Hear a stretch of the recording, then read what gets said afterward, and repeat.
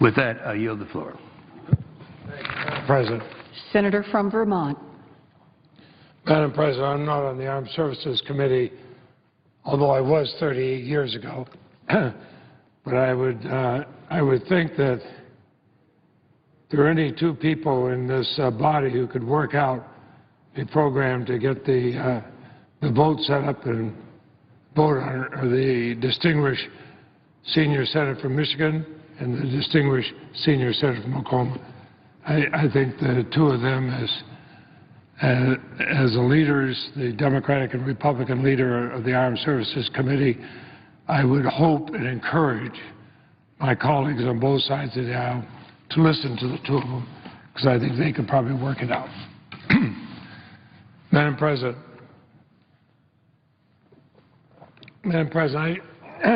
excuse me, there's been a lot of discussion about the major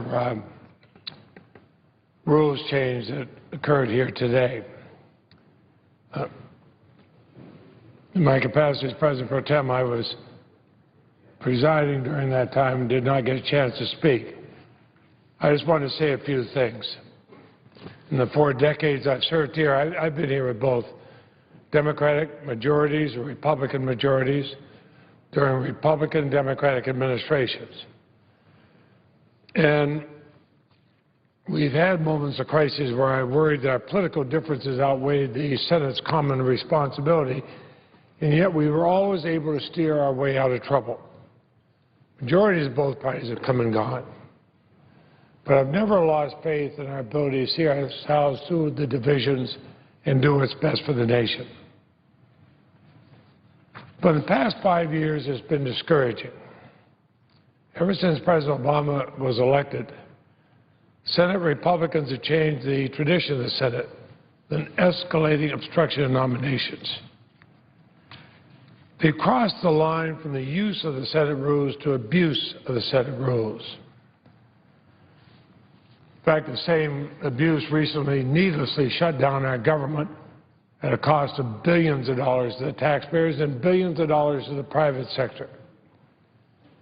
But let me speak just of the judicial branch. I think it's a real threat to the independent judicial branch of government. As chairman of the Judiciary Committee, I worry that the Republican obstruction is damaging our ability to fulfill the Senate's unique constitutional responsibility of advice and consent. They have used these unprecedented filibusters, and they are unprecedented, more than any time that I've served here. They've stopped even nominations supported by Republican senators from the state where the nominee came from. They forced cloture to end filibusters on 34 nominees, far more than we ever saw during President Bush's 8 years in office. In fact, this obstruction has left the federal judiciary with 90 or more vacancies during the past 5 years. It struck me because the very first nominee to the federal bench that President Obama sent here, a man by any standard, extraordinarily well qualified, and supported, strongly supported, by the then most senior Republican in the Senate, and they still filibustered him. It's almost a case of saying, okay, Mr. President, you think you got elected? We're going to show you who's boss. We're going to treat you differently than all the presidents before you. This has never been done before. Filibuster the president's very first nominee. Somehow, this president is going to be told he's different than other presidents. Now he's in the trial court. I use an example of that. During the 8 years that George W. Bush served as president, only 5 of his district court nominees received any opposition on the floor. That's over 8 years. In just 5 years, 42 of President Obama's district court nominees have faced opposition Majority Leader had to file cloture on 20 of them. We all know what's happened here in the D.C. Circuit. Here's one example. The Senate unanimously confirmed John Roberts by voice vote to the ninth judge on the D.C. Circuit, a time when caseload was a lot lower than it is today. He was confirmed unanimously. No Democrat, no Republican opposed him.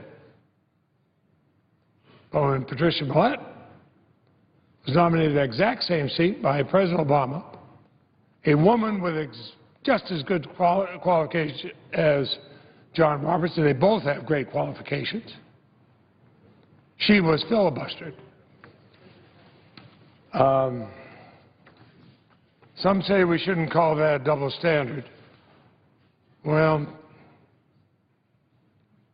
I'm not sure what else one might call it.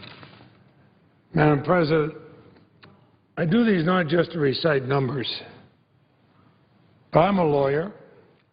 I've tried cases in federal courts. I've argued cases in federal courts of appeals. I consider that a privilege, but I always went into those courts knowing I could look at that federal judge and say, it doesn't make any difference whether I'm a Democrat or Republican, whether I represent the plaintiff or the defendant. This is an impartial court. But if we play political games with our federal judiciary, how long are the American people going to trust the impartiality of our federal courts? At what point do these games start making people think maybe this is not an independent judiciary? If that day comes, Madam President, the United States has given up one of its greatest strengths. Let's go back to voting on judges based on their merit, not on whether they were nominated by a Democratic president or a Republican president. Let's stop holding President Obama to a different standard than any president before him, any president. And certainly no president since I've been here, and I began with President Gerald Ford. Madam President, I'd ask consent that my host statement in this matter be placed in the record. Objection. And Madam President, and seeing the distinguished presiding officer who is not only a New Englander, but in this case from Massachusetts, let me just speak personally for a moment on a very, very sad day. Tomorrow will be November 22nd. And ever since I was a law student, November 22nd has always brought a feeling of dread to me.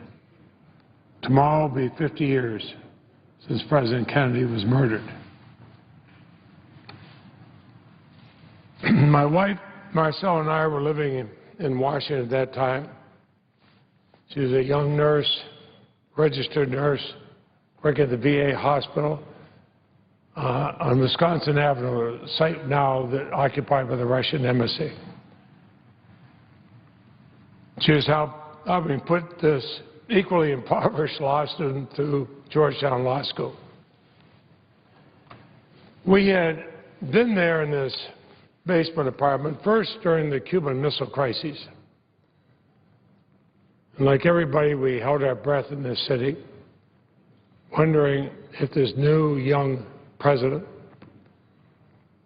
John F. Kennedy, could get us through this crisis without plunging the world into nuclear war.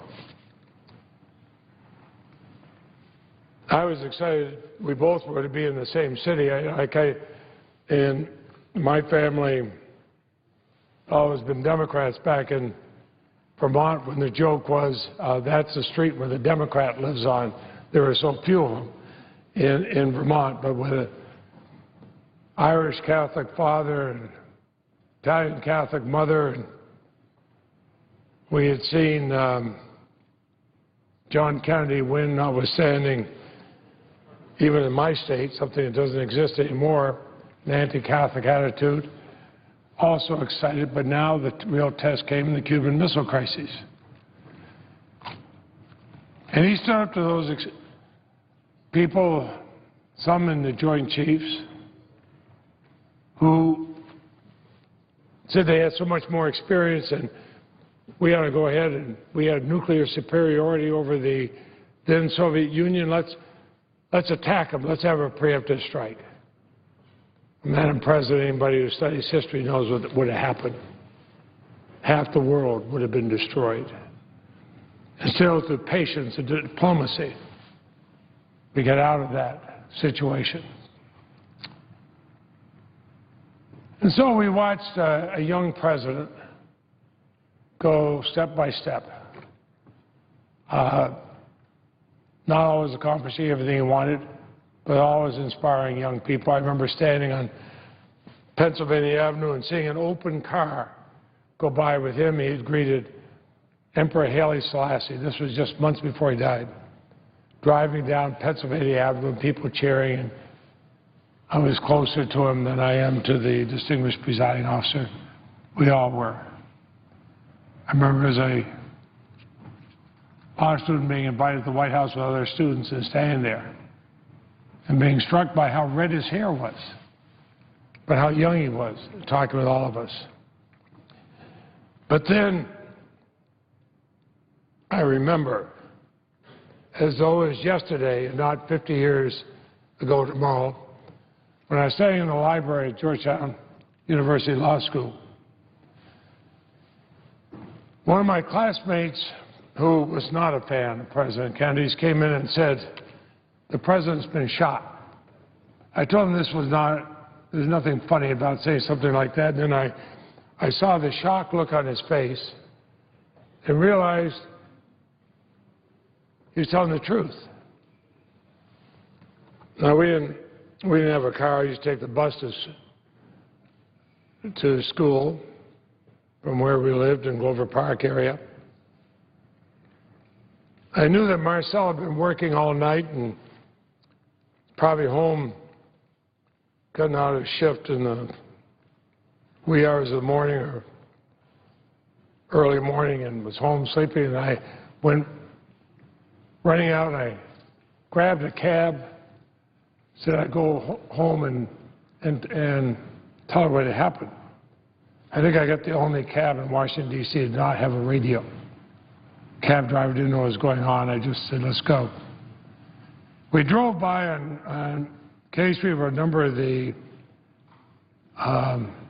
stockbrokers were, and I remember different times going by there and seeing that time ticker tapes. It was projected on the wall with the numbers going by the stock market. It was blank. Even though the stock market should have been open at that time, it was stopped. I saw Mrs. Kennedy's relative, Mr. Auchincloss, who I used to see going to work at the brokerage, being chauffeured in a Rolls Royce, and you can imagine a young law student on this unair-conditioned bus. I'd look with envy. I saw him running out frantically trying to grab a cab. It was very obvious something was wrong.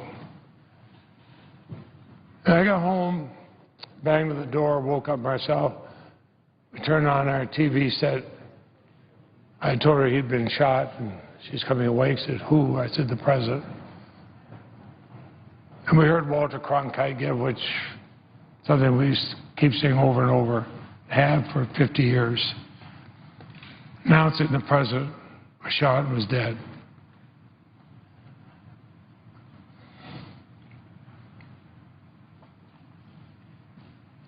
I know we prayed for him, his family, for our nation.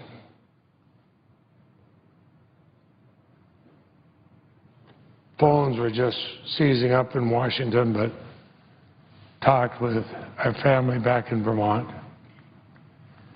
And we decided when the cortege was going to leave from the White House to bring the President's body up to Lyon State, just a few yards from where we're now standing. We decided to go down and watch the funeral procession. We had thought about it. We were expecting our first child. He was born in January following this. But we thought, even so, we should go down, and we took the bus down, and we stood across to the National Art Gallery, what's now the west wing of the National Art Gallery. Several lanes of road there, and hundreds of thousands of people along the street, and it was so quiet, Madam President, so quiet, that as the street lights, even though the roads are blocked, the street lights were still going. As they changed from red to green to yellow, we could hear the click. 5 lanes across the road, we could hear the click of those street lights changing. It was that quiet. And then we heard the drums. We heard the cortege leaving the White House. That was back before you had cell phones and everything else you could follow. But everybody on there turned down toward the other end of Pennsylvania Avenue, even though we could not yet see the cortege, but we could hear it. It was that silent. And then the cars came by, the cortege, the riderless horse, a very almost skittish horse. You could hear its horseshoes clicking back and forth as it would pull back and forth against the reins of the man leading it. The boots turned backward in the empty saddle. I saw Robert Kennedy go by in a car. In fact, I took a photograph of that. His head bowed, his chin on his hand.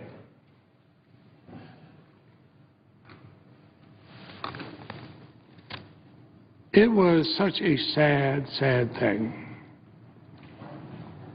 All went by. People saluted, held their hand over their heart, and cried.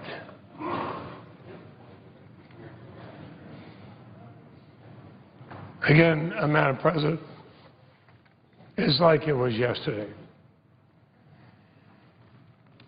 We watched the funeral from home. Mrs. Kennedy had decided that all these world leaders who had come here, that they would march from the White House to St. Matthew's, where the President's funeral would be held. I remember there had been a discussion, well, what do you do for protocol? You got presidents and prime ministers and emperors. She made the brilliant decision, take the countries alphabetically in English. But that meant that same Haile Selassie I'd seen in the open car with President Kennedy just a few months before. Man, very, very short man. Resplendent in a uniform with braids, everything else, walking next to Charles de Gaulle,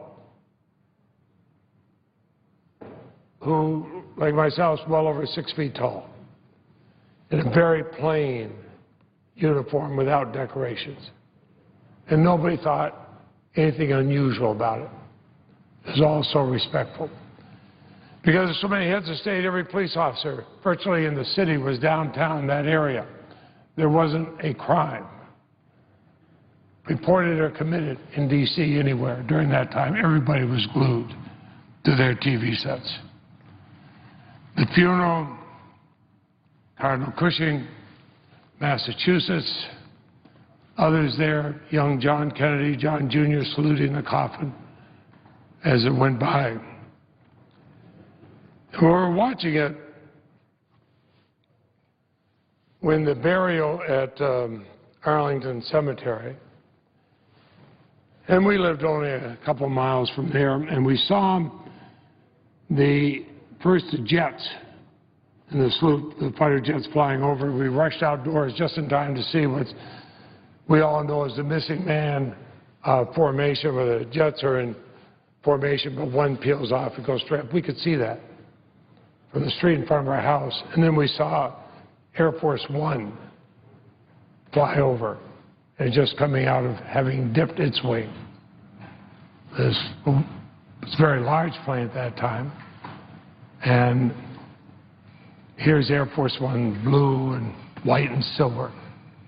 Same plane that brought President Kennedy's body back a few days before from Dallas. And it was coming out of saluting.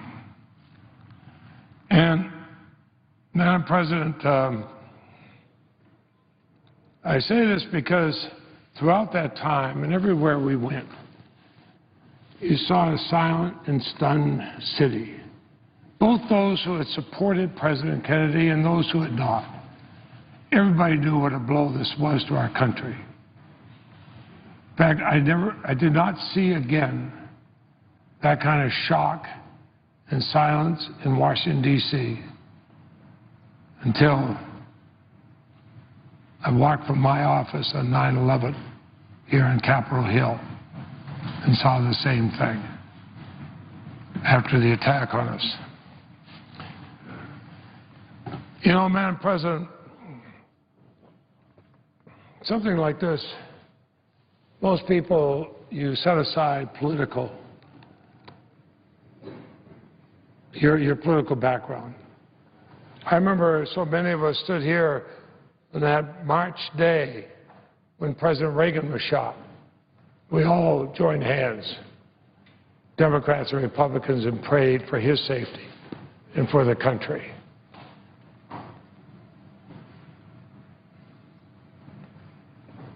It is awful you have to have a situation like that to bring people together. But we should think about the country first and foremost in these things.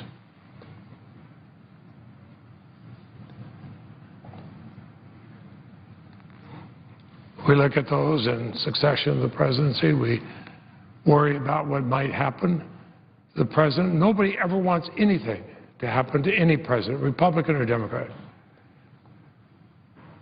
But we don't want things to happen to our country.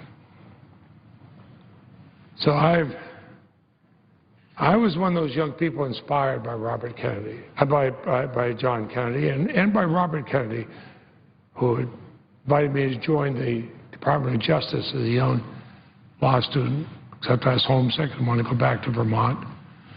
I'm glad I did. But these were people that inspired young people. They inspired us because we saw political life and elective office as not as something for a cynical gain or something to promote yourself or something where you could do bumper sticker sloganeering, I don't care the left or the right, but rather as something to have to make life better for everybody else and to make your country better and stronger and to leave a better country for the next generation. I think that was the promise of John Kennedy. I am glad that many in both parties decided to follow that same promise. I just wish more would. Madam President, I thank my colleagues for letting me have all this time. I yield the floor.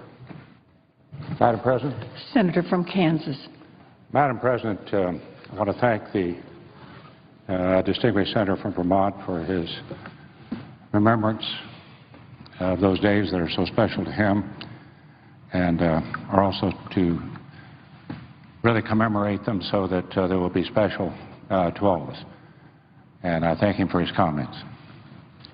Madam President, I'm going to speak as the ranking member of the Senate Rules Committee. And I'm going to speak in regards to the rules changes that have occurred today. Under the rules of this body, it takes 67 votes to end debate on a rules change. As a continuing body, our rules carry on from one Congress to the next, or at least they used to, and can only be changed pursuant to these rules. Our rules have always ensured a voice for the minority in this body. Unlike the House, where I served, where a simple majority has the power to impose a rule change at any time in the Senate, the minority has always been protected. Here, the rules protect the minority and cannot be changed without their consent. Unless, of course, the majority decides it wants to break the rules to change the rules. I am saddened that that is what happened today. Madam President, the Washington Post reported the other day that President Obama's approval rating has hit a record low. His disapproval rating has hit a record high, the worst of his presidency. This is obviously the result of the disastrous rollout of Obamacare, which has caused Americans to question both the President's trustworthiness and his basic competence. Now, you would think in light of these developments that my friends, my colleagues on the other side of the aisle might be reconsidering the wisdom of some of their past decisions. You would hope it would occur to them that maybe it was a mistake to pass the health care reform bill on a straight party line vote. I'm one of the few that voted no in the Health Committee, no in the Finance Committee, and no on the Senate floor on the Christmas Eve night. You might expect them to have some doubts about the competence of this administration, as most Americans clearly do on this particular issue especially, and a lot of other regulations. And if it dawned on them that maybe now be the right time to reassert congressional authority to rein in and redirect the administration, the executive, if you will, you would think they would be using the power of this Senate to move the administration in a different direction. I'm sorry to say that has not happened. Instead, in the face of the obvious failures of this president and his plummeting approval ratings, the majority has decided it would be a really good idea to give him more power. That's right. The majority thinks our biggest problem is that the president just can't do whatever he wants to do, and we should change our rules to allow him to do that. That's incredible. The majority has permanently undermined this body, robbed it of a vital tool to check the untrammeled authority of this or any other president, so this sinking ship of an administration can make whatever appointments it wants. What a tragedy. You know, Madam President, in Kansas, when you walk old ghost towns, you will see buildings where nothing remains but the facade. Literally, the entire building is gone, and all that is left is the facade. To prevent that facade from collapsing, you may see beams. Beams really propping it up. In recent weeks, this administration has been exposed. As a facade, it still looks nice at first glance. The slick campaign-style appearances go on as usual, but when you look behind it, you see that there is nothing there. It cannot perform the most basic tasks. It cannot even fulfill the responsibilities it has assigned to itself. It is collapsing. So now we, the Senate, are going to prop it up. The United States Senate, the world's greatest deliberative body, has been reduced to a prop. We have reduced ourselves to rubber stamps, forfeiting our historical and constitutional authority to subject presidential appointments to advice and consent so this administration can do whatever it wants. Again, what a tragedy. Never has so much been given for so little. We have permanently undermined this body for what?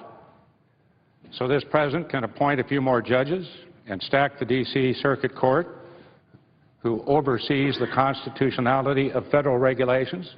Yes, Obamacare regulations, IRS regulations, EPA regulations, all of the regulations that come like a waterfall over basically every economic sector that we have. Now, this is unbelievable. What happened today will surely lead to complete control of this institution by the majority. I hope not, but that is what has happened in the past, more especially in the House. Do not listen to those who would seek to minimize the importance of what has been done here. The claim that what they have done is limited, applying only to executive nominations, misses the point. The change itself is less important than the manner in which it was opposed. Once you assume the power to write new rules with a simple majority vote, To ignore the existing rules that require a supermajority to achieve such a change, you have put us on a path that will surely lead to total control of this body by the majority.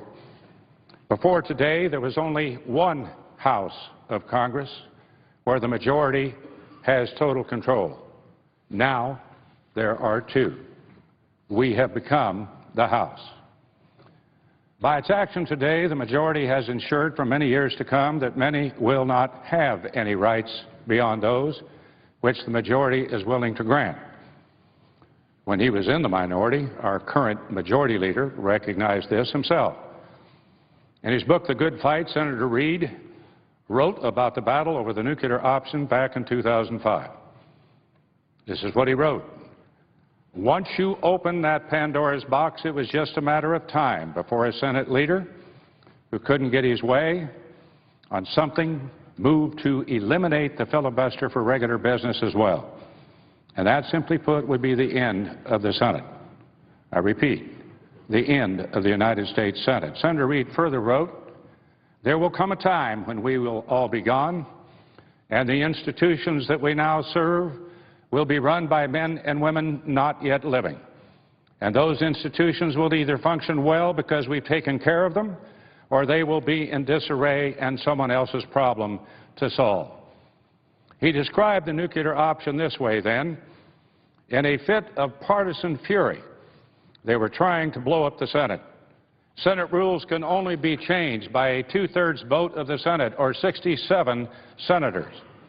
The Republicans were going to do it illegally with a simple majority, or 51. Future generations be damned. End of quote. If only today the majority leader had recalled his own words. Instead, by his own hand, he has brought on the end of the United States Senate as we know it. Instead of taking care of this institution, he will leave it in disarray. Future generations be damned. Our former parliamentarian, Bob Dove, and Richard Ehrenberg, a professor and one-time aide to former Majority Leader George Mitchell, wrote a book on this subject called Defending the Filibuster. This is what they said. If a 51-vote majority is empowered to rewrite the Senate rules, the day will come, as it did in the House of Representatives, when a majority will construct rules that give it near absolute control over amendments and debate. And there is no going back from that. No majority in the House of Representatives has or ever will voluntarily relinquish that power in order to give the minority a greater voice in crafting legislation. Do not be fooled by those who would try to minimize the impact of what happened today. The rule change itself, again, is less important in the manner in which it was imposed. Now that the majority has decided it can set the rules, there is no limit to what it or any future majority might do in the future. There are no constraints. The majority claims these changes are necessary to make the Senate function. If it decides further changes are needed, it will make them. The minority will have no voice, no say, no power. That has never been the case in the Senate, never until now. It saddens me that we have come to this point. It saddens me that the members on the other side of the aisle who should know better have taken this course. We have done permanent damage to this institution and set a precedent that will surely allow future majorities to further restrict the rights of the minority. That is not a threat. It is just a fact. We have weakened this body permanently, undermined it for the sake of incompetent administration. What a tragedy. This is a sad, sad day, Madam President. When the future generations we have damned by today's actions look back and wonder why are things in such disarray, when did it go wrong, when the demise of the Senate began, the answer will be today. November 21, 2013. I yield back, Madam President, and note the absence of a quorum. The clerk will call the roll. Mr. Alexander.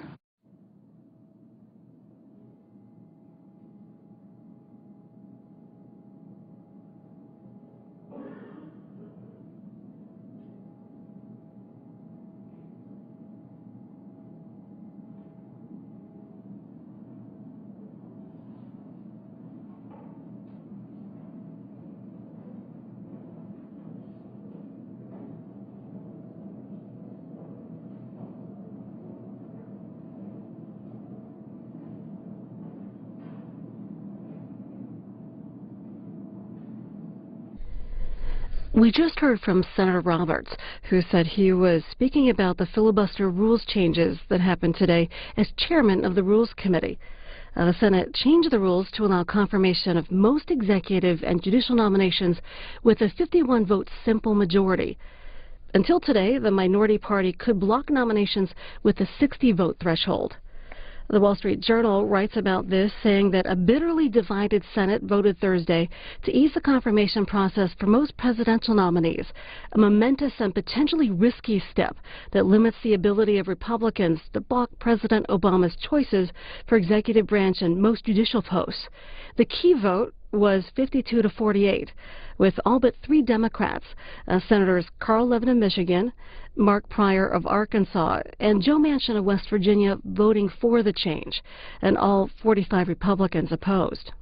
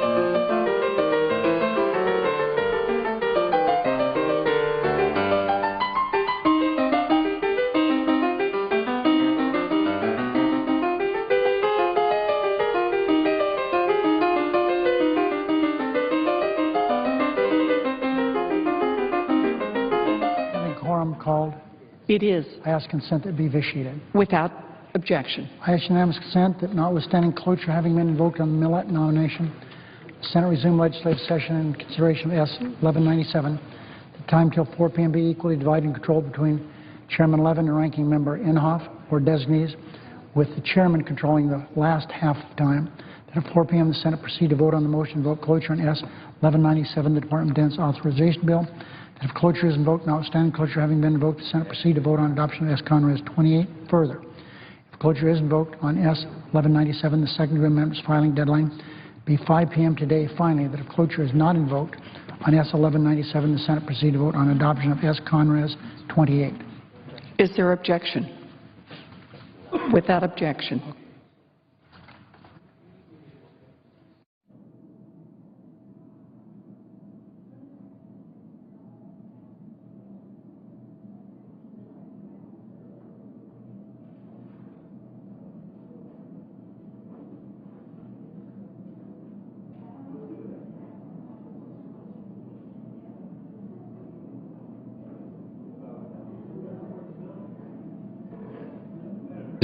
The clerk will report. Calendar number 91, S. 1197, a bill to authorize appropriations for fiscal year 2014 for military activities of the Department of Defense and so forth and for other purposes.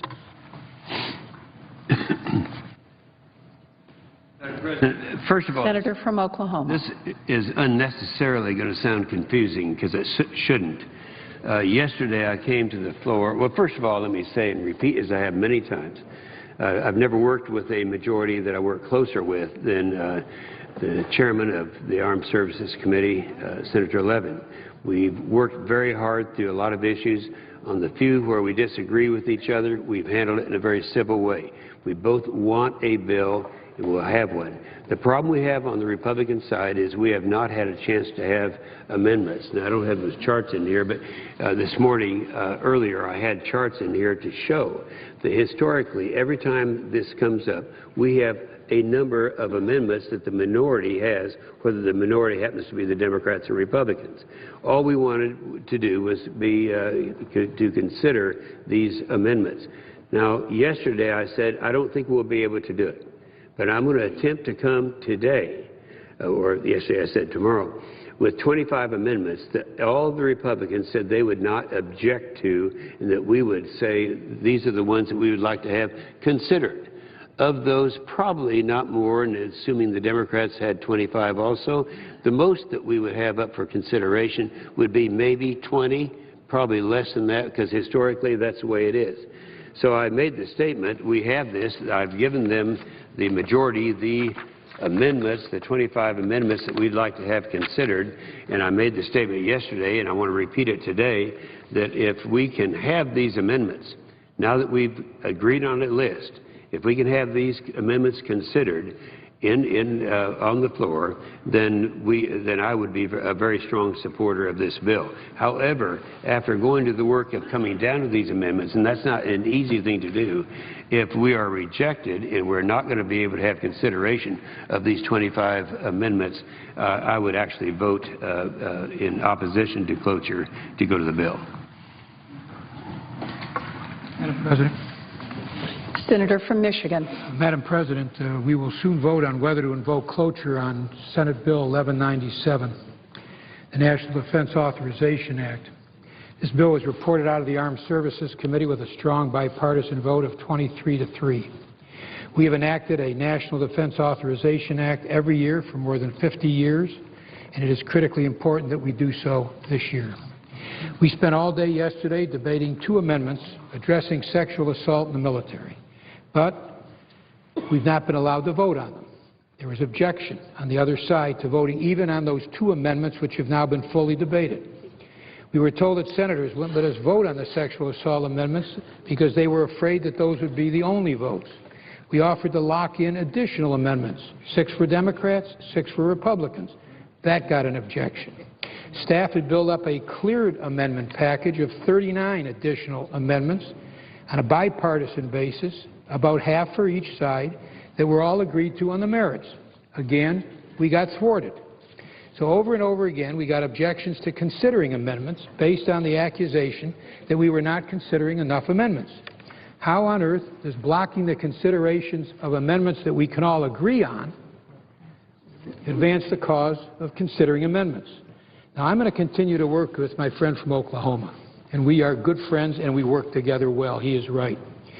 I'm going to continue to work toward an agreement that will enable us to proceed with additional amendments on this bill. This would not be the first time that this kind of a problem has happened on a defense authorization bill. In 2008, one senator objected to a cleared amendment package and to bringing up amendments. As a result, we were able to have only 2 roll call votes and adopted only 9 amendments, all of which were agreed to before the objection was raised. Then as now, the objection did not result in more amendments being adopted, but rather in almost no amendments being adopted at all.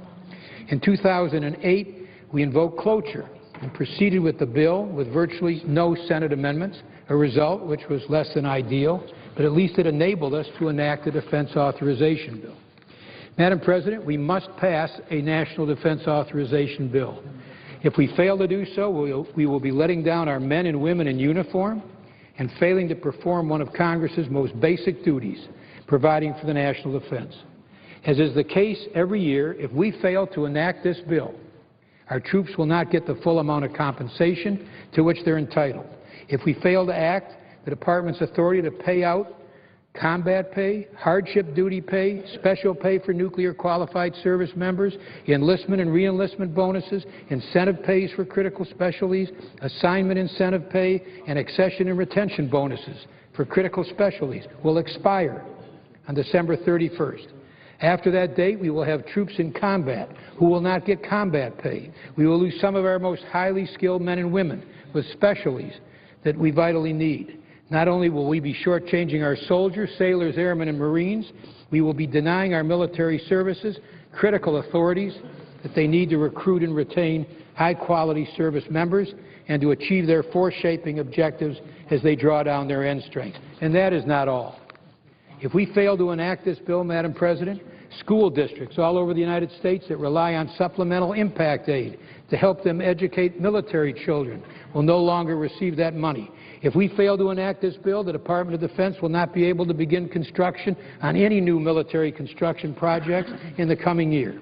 That means our troops won't get the barracks, ranges, hospitals, laboratories, and other support facilities that they need to support operational requirements, conduct training, and maintain equipment. It means the military family housing will not receive needed upgrades. If we fail to enact this bill, the existing military land withdrawals will expire at China Lake Naval Air Weapons Station and Chocolate Mountain Aerial Gunnery Range. That means our military will have to cease operations on those vital test and training ranges, losing critical testing and training capabilities that they've relied on for the last 25 years. If we fail to enact this bill, the Department of Defense will run out of money for the construction of the first ship of the Navy's new class of aircraft carriers, the Gerald Ford. That means the Navy will have to issue a stop work order on the construction of the Ford, requiring them to lay off workers and requiring a break in production that will add hundreds of millions, if not billions of dollars, not only to the cost of the Ford, but also to the cost of follow-on aircraft carriers. It goes on and on, Madam President. If we fail to enact this bill, we will enact none of the far-reaching reforms that we need to address the problem of sexual assault in the military. We've been blocked in our effort to clear a package of managers' amendments, including Senator Boxer's amendment reforming the Article 32 process. Now, we're not only going to lose important reforms, but there are 24 measures that are in the bill that address the problem of sexual assault. If we don't adopt this bill, we won't be providing a special victims counsel for victims of sexual assault. We won't make retaliation for reporting sexual assault a crime under the Uniform Code of Military Justice. If we don't adopt this bill, we won't require commanders. These are in the bill. These protections are, just let me finish this paragraph and I'd be happy to. We won't require commanders to immediately refer all allegations of sexual assault to professional criminal investigators. We won't restrict the authority of senior officers to modify the findings and sentence of court-martial convictions. We won't require higher-level review of any decision not to prosecute allegations of sexual assault. I'd be happy to yield, and I'll put the balance of my statement in the record. All time has expired. Could we ask additional? I have a parliamentary inquiry. We were to be given equal time for the last 10 minutes. I had 3 minutes, and all I want to do is ask a question. Am I I entitled? ask unanimous consent that that be allowed. Thank you.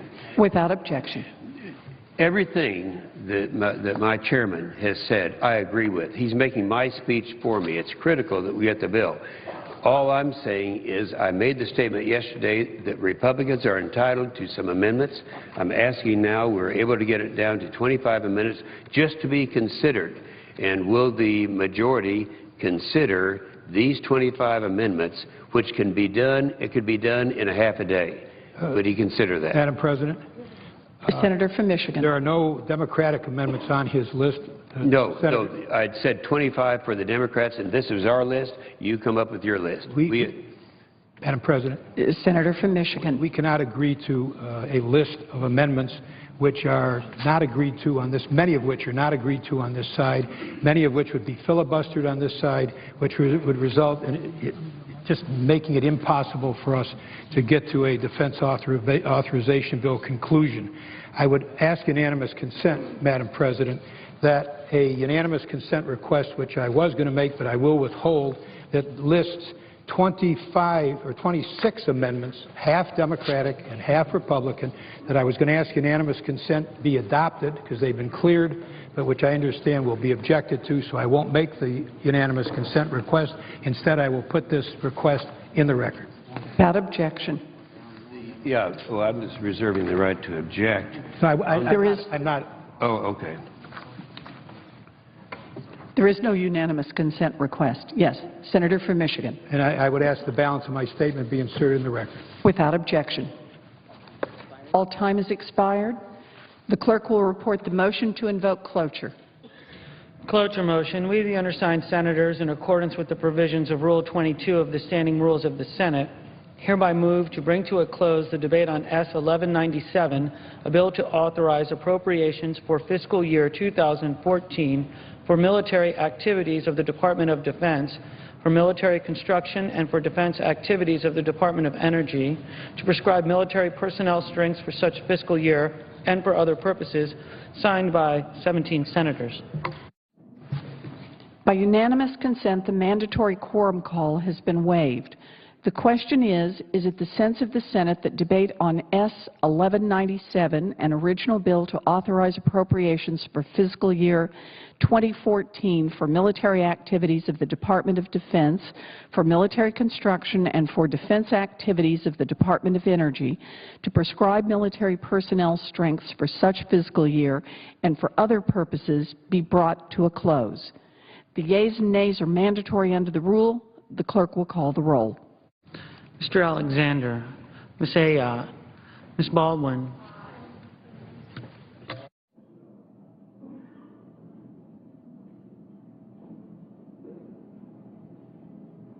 Mr. Barrasso,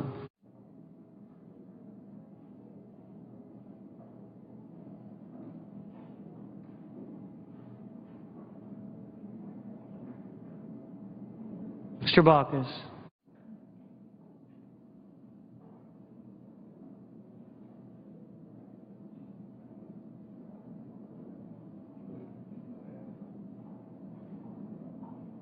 Mr. Begich,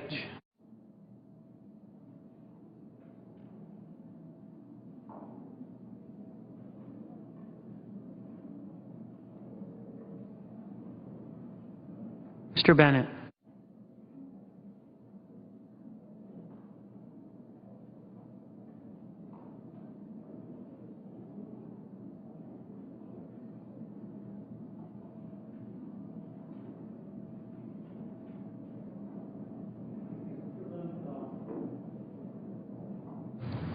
Mr. Blunt,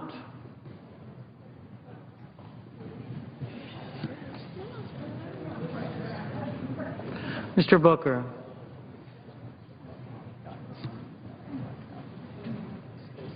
Mr. Bozeman,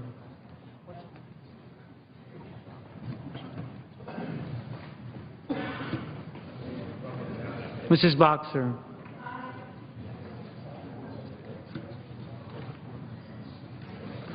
I don't want to do that. Mr. Brown.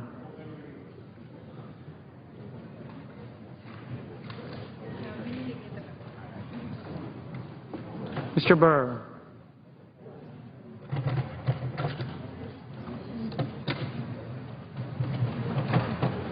Ms. Cantwell.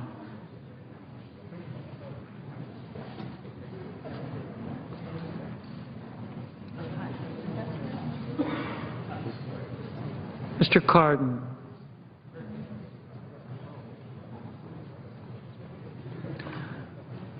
Mr. Carper.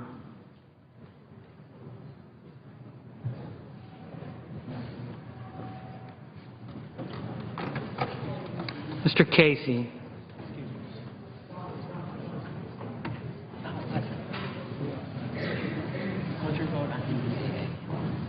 Mr. Chambliss.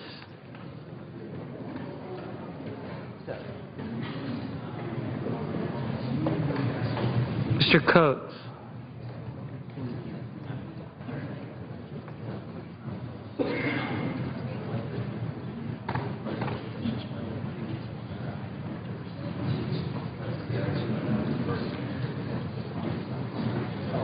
Mr. Coburn.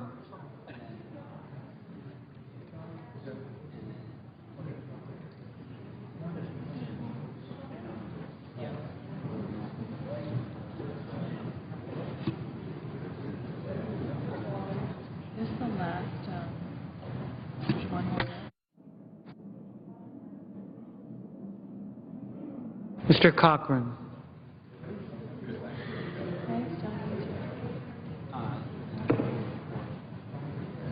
Ms. Collins.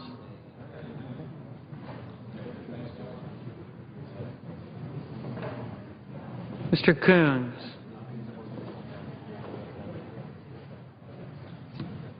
Mr. Corker. Mr. Cornyn.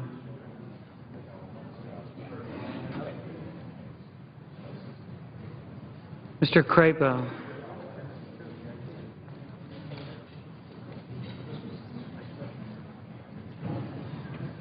Mr. Cruz. No. Mr. Donnelly.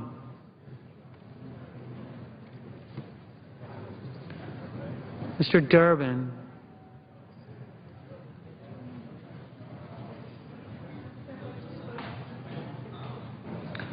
Mr. Enzi.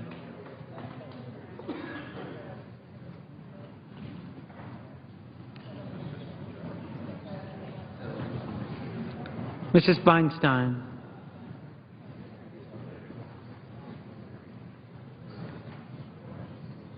Mrs. Fisher.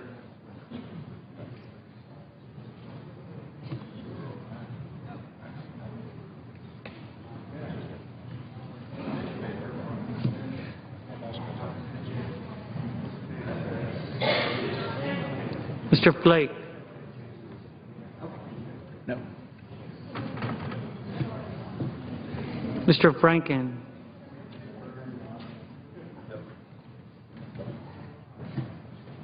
Mrs. Gillibrand.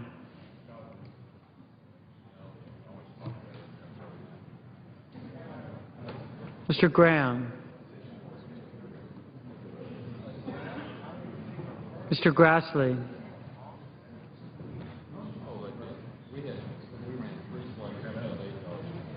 Mrs. Hagan.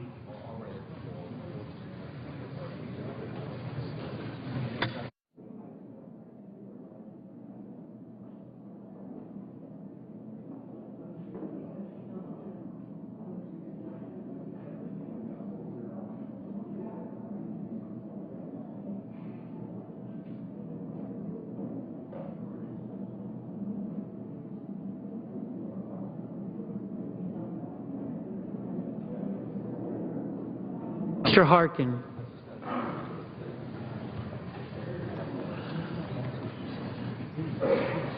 Mr. Hatch.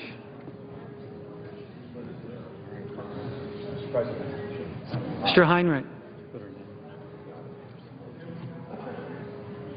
Ms. Heitkamp.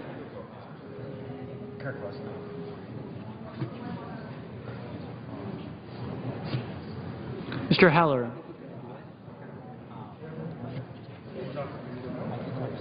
Ms. Hirono.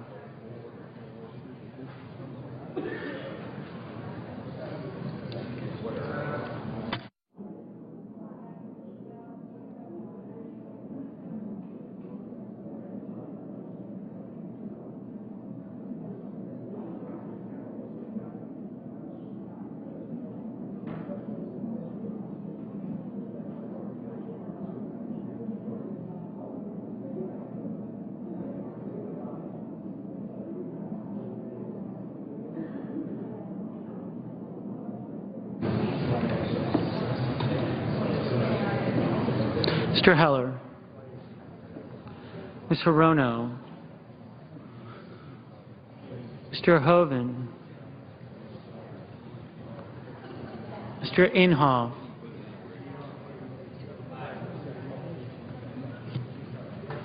Mr. Isaacson. Mr. Johans.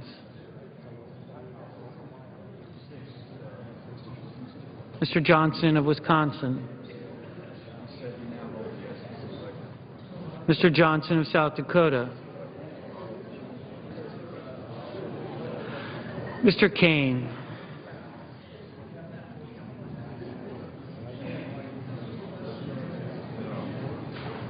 Mr. King.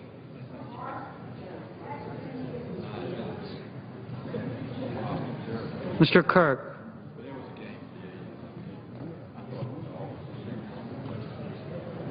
Ms. Klobuchar.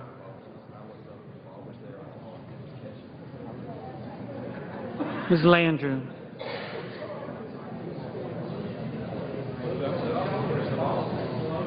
Mr. Leahy.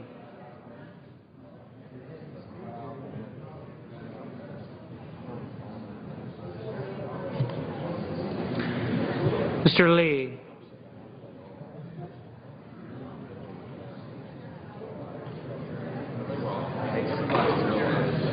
Mr. Levin.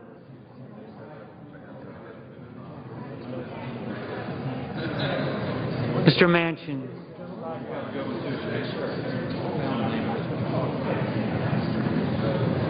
Mr. Markey.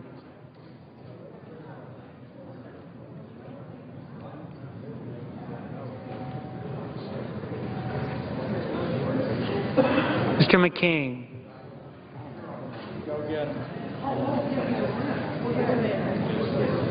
Mrs. McCaskill.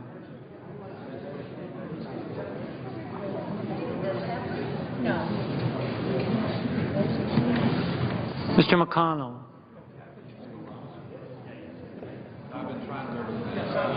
Mr. Menendez.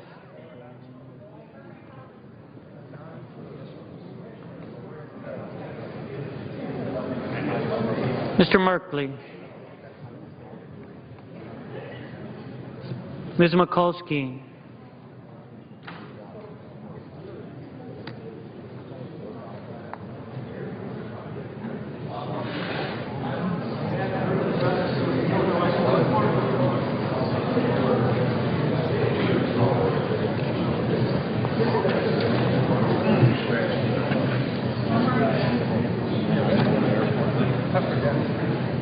Mr. Moran.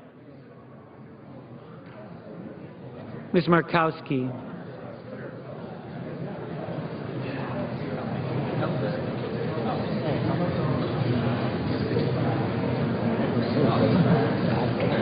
Mr. Murphy.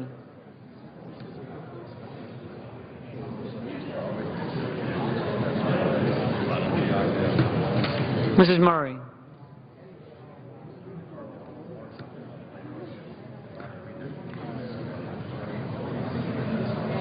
Mr. Nelson. Mr. Paul.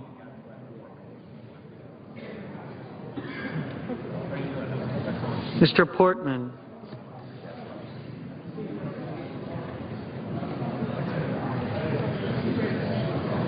Mr. Pryor.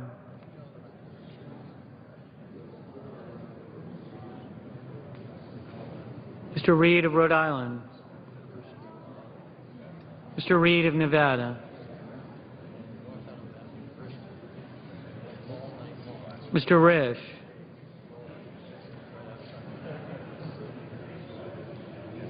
Mr. Roberts.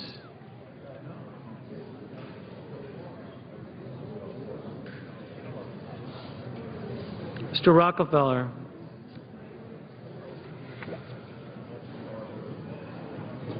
Mr. Rubio.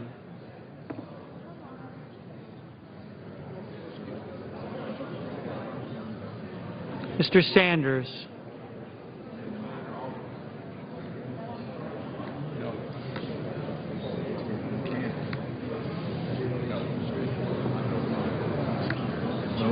Mr. Schatz.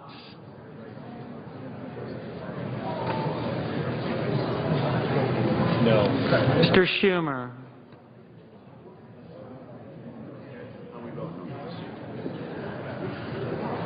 Mr. Scott. Barber votes no.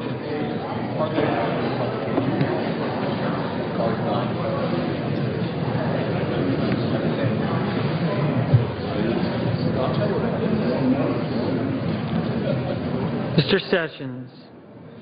Mrs. Shaheen. Mr. Shelby.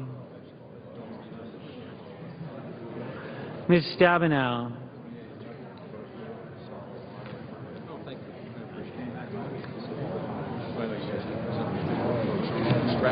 Mr. Tester.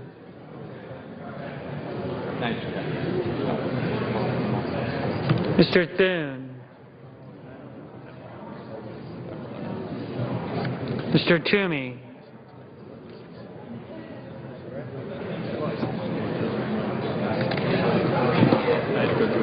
Mr. Udall of Colorado. Mr. Udall of New Mexico.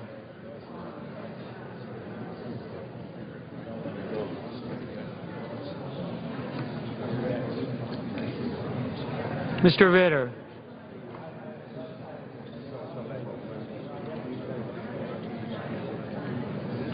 Mr. Warner.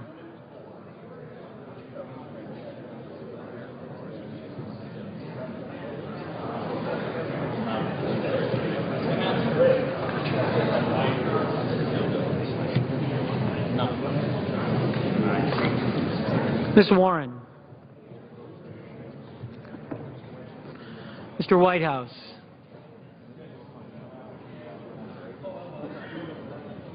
Mr. Wicker. Mr. Wyden.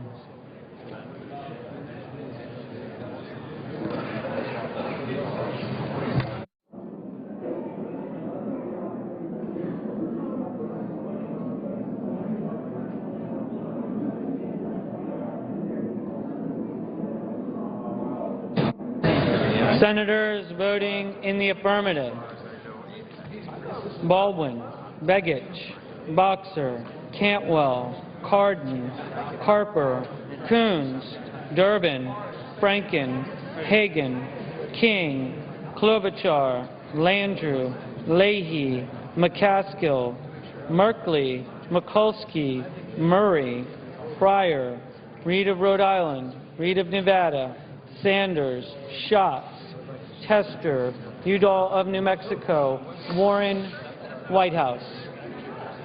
Senators voting in the negative: Ayotte, Barrasso, Blunt, Burr, Coates, Coburn, Cochran, Corker, Enzi, Fisher, Blake, Grassley, Inhofe, Isaacson, Johans, Johnson of Wisconsin, Kirk, Lee, McCain, McConnell, Moran, Hall, Portman, Roberts, Sessions, Shelby, Toomey, Bitter, Wicker. Mr. Baucus, aye. Mr. Graham, no. Mr. Hatch, no. Mr. Rubio, no. Mr. Levin, aye. Mr. Crapo, no. Ms. Collins, no. Mrs. Gillibrand, aye. Mr. Manchin, aye. Mr. Rockefeller, aye. Mr. Kane, Aye. Mr. Johnson. Mr. Johnson of South Dakota. Aye. Mr. Thune. Mr. Thune, no. Mr. Alexander. Mr. Alexander, no.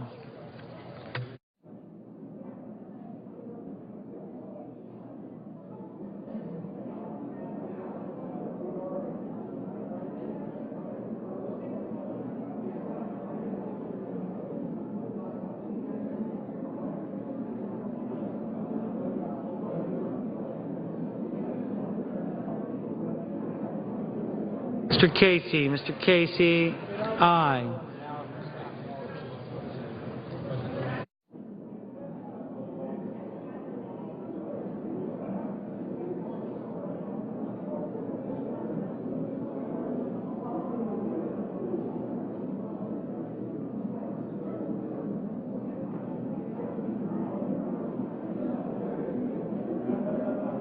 Mr. Bozeman. Mr. Bozeman, no.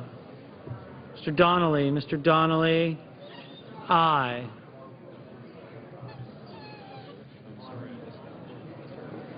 Mr. Chambliss. Mr. Chambliss, no. Mr. Murphy. Mr. Murphy, aye. Mr. Risch. Mr. Risch, no.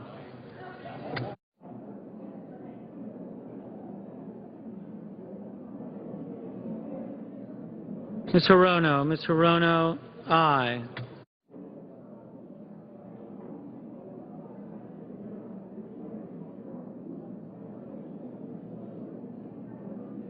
Mr. Nelson. Mr. Nelson, aye.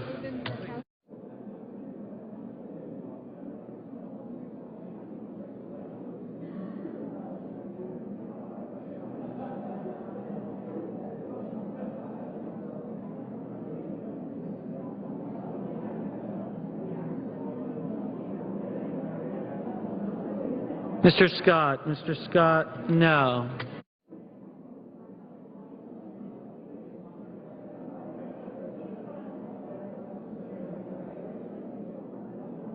Ms. Heitkamp. Ms. Heitkamp, aye.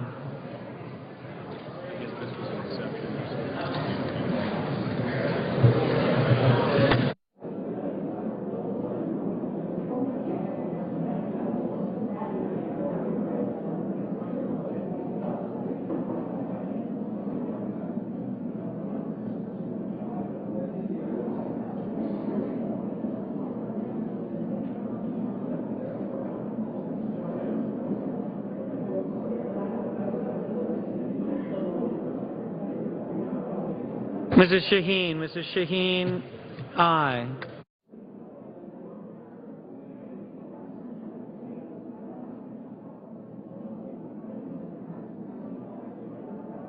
Mr. Schumer. Mr. Schumer, aye.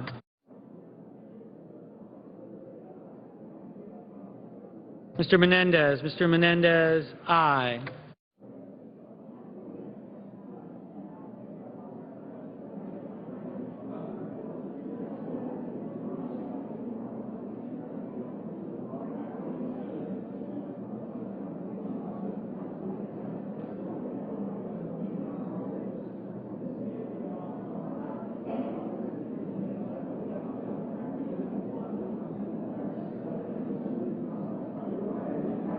Mr. Hoeven. Mr. Hoeven, no.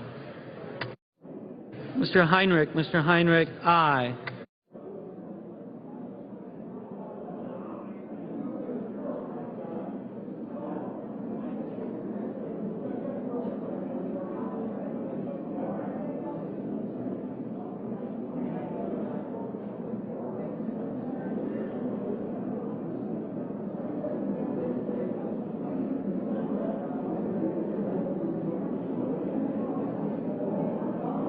Ms. Stabenow. Ms. Stabenow, aye. Mr. Harkin. Mr. Harkin, aye.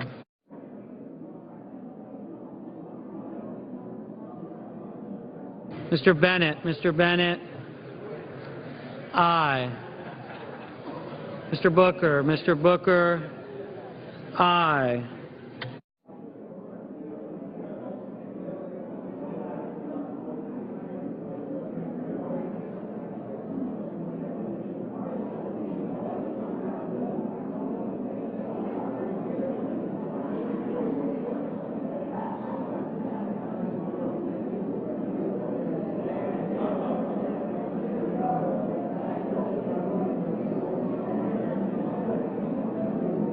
Mr. Udall. Mr. Udall of Colorado, aye.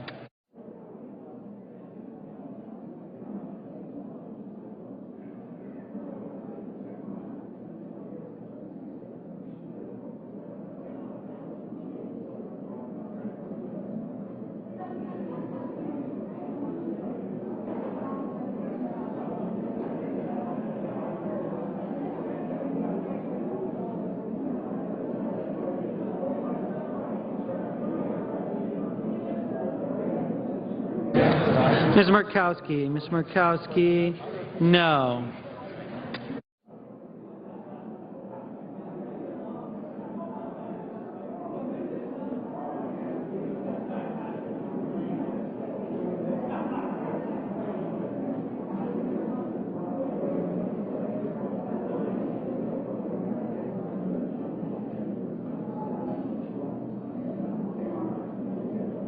Mr. Blumenthal. Mr. Blumenthal, aye.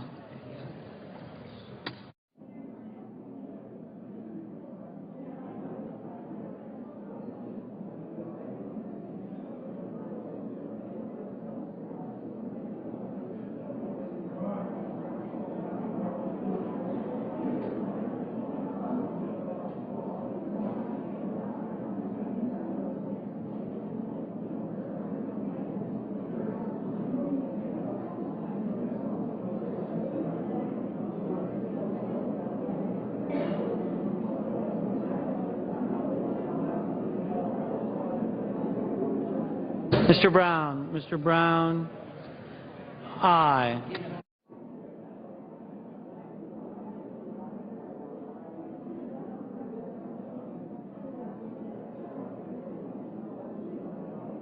Mr. Wyden. Mr. Wyden, no. Mrs. Feinstein. Mrs. Feinstein, aye.